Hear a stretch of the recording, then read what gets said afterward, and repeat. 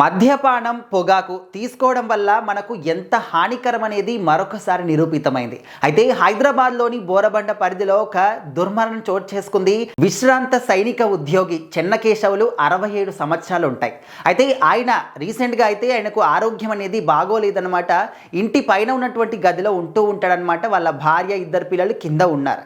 అయితే ఉన్నట్టుండి ఆ గదిలో నుంచి మంటలు రావడం అనేది గమనించి వెళ్ళేసరికి అక్కడ ఉన్నటువంటి సోఫాలో పూర్తిగా కాలిపోయినటువంటి చెన్నకేశవులను చూశారు.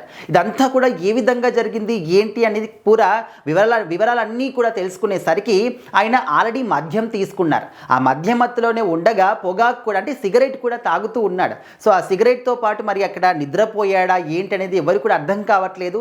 మరి ఆ సిగరెట్కి నిప్పు ఉంటుంది. ఆ నిప్పు కాస్త సోఫాకి అంటుకొని ఆ సోఫా కాస్త పూర్తిగా కాలిపోయిందా అని చెప్పేసి అయితే అనుమానాలు వ్యక్తపరుస్తూ ఉన్నారు. ఇంకా పోలీసులు వచ్చిన తర్వాత ఆ కేసును దర్యాప్తు చేసి ఖచ్చితంగా ఇదే అయి ఉంటుంది అని చెప్పేసి కూడా వాళ్ళు ఒక దర్యాప్తులో కూడా మెన్షన్ చేశారు. ఎందుకంటే పూర్తిగా మధ్యమత్తులో ఉన్నటువంటి వ్యక్తి ఖచ్చితంగా సిగరెట్ కూడా కాలుస్తారు. సో మరి ఆ సిగరెట్ని కాలుస్తున్న సమయంలోనే ఇంకా తను నిద్రలోకి జారుకొని ఉండొచ్చు. మరి ఆ నిప్పు కాస్త తను పడుకున్నటువంటి ఆ సోఫాకి అంటుకొని పూర్తిగా కాలిపోయేంత వరకు కూడా తనకి మరి ఆ మెలకువ వచ్చిందా లేదా, మెలకువ వచ్చినప్పటికీ కూడా తనకు అంటే మధ్యమత్తులో ఉన్నాడు కాబట్టి అరవడం కానీ ఇదేది కూడా చేయలేకపోయాడేమో అని చెప్పేసి కూడా కొన్ని అనుమానాలు వ్యక్తపరుస్తూ ఉన్నారు. ఏదేమైనప్పటికీ కూడా మద్యం అనేది, పొగాకు అనేది అంటే సిగరెట్లు అనేవి ఎంత హానికరం అనేది మనము అర్థం చేసుకోవచ్చు. నార్మల్గా వాటిని తీసుకున్న తర్వాతనే హానికరం అనేది మనము ఇక్కడ దాంతోపాటు కాకుండా తీసుకున్న తర్వాత మనం మైమర్చిపోయి నిద్రపోతే కూడా దానివల్ల ఎంత హాని జరుగుతుందని చెప్పేసి మరొకసారి మనం గుర్తు చేసుకోవచ్చు. అంటే ఈ జనరేషన్లో ఉన్న వాళ్ళు చాలామంది కూడా అంటే మనము ఆ మద్యం బాటిల్ పైన కావచ్చు, లేకపోతే సిగరెట్ ఒక బాక్స్ పైన కావచ్చు, ఇది తీసుకోవడం వల్ల మీ ఆరోగ్యం పాడవుతుంది అని చెప్పేసి స్వయంగా అది ఎవరైతే అమ్ముతున్నారో వాళ్ళే స్టిక్కర్ని అంటించినప్పటికీ కూడా వీళ్ళకి మాత్రం అర్థం కావట్లేదు.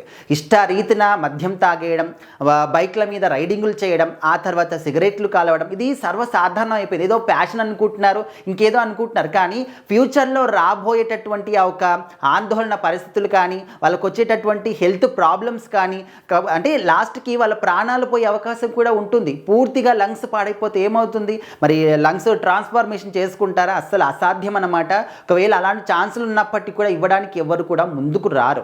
సో ఖచ్చితంగా మనము అంటే మనకు కొంచెం తెలివి ఉన్నప్పుడే, మనకు ఒంట్లో సత్వ ఉన్నప్పుడే వీటన్నిటి గురించి తెలుసుకొని కొంచెం దూరంగా ఉంటే సరిపోతుంది. అంటే నార్మల్గా చాలామంది ఒకేసారి మానేయాలనుకుంటే మానేయలేరు. కాకపోతే కొంచెం స్లోగా మానేస్తే బాగుంటుంది.